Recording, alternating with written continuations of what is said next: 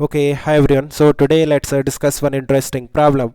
So it says the sound level at a point 5 meter away from a point source is 40 dB. What will be the level at a point 50 meter away from the source? Fine. So let's say हमारे पास एक point sound source है and इसका power P है. Then what will be the value of intensity I at a distance R from the point source? कैसे find out करोगे? आप एक sphere draw कर सकते हो इस तरह से, right? Of radius R. And one thing that you have to assume कि जो साउंड है ना वो यूनिफॉर्मली डिस्ट्रीब्यूट होता है इस पॉइंट सोर्स से. काइंड ऑफ आइसोट्रॉपिक कंडीशन आपको एज्यूम करनी है.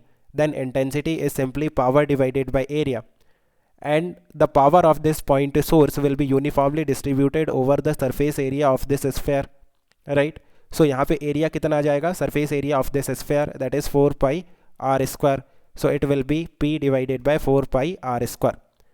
नाउ जो लेवल हम डिफाइन करते हैं that is 10 log I divided by I not. What is I? That is the intensity at that point. What is I not? That is reference intensity. What is reference intensity?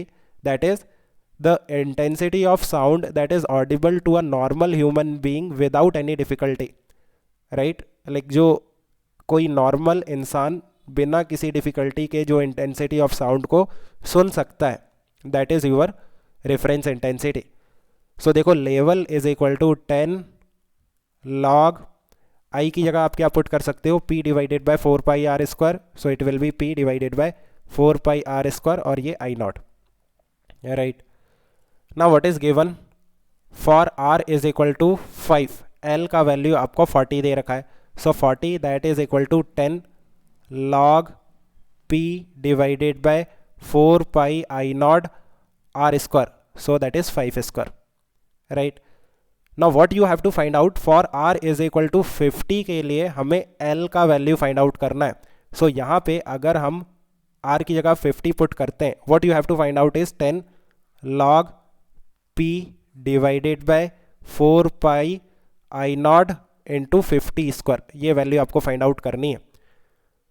सो एक काम करते हैं, इसे हम थोड़ा modify करते हैं. देखो 50 स्क्वायर को आप क्या लिख सकते हो? 50 स्क्वायर को लिख सकते हो 5 स्क्वायर इंटू 10 स्क्वायर, राइट. और ये जो 10 स्क्वायर है ये ऊपर जाके कितना हो जाएगा? 10 राइज टू द पावर -2. अभी हम ऐसा क्यों लिख रहे हैं? आप देखो, let me write it then you will understand. 10 बाहर है.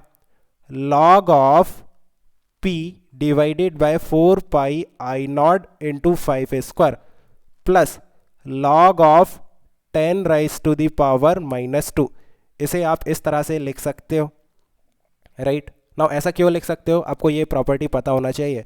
Log of a into b. Log of A b का जो फॉर्मूला है that is log of a plus log of b.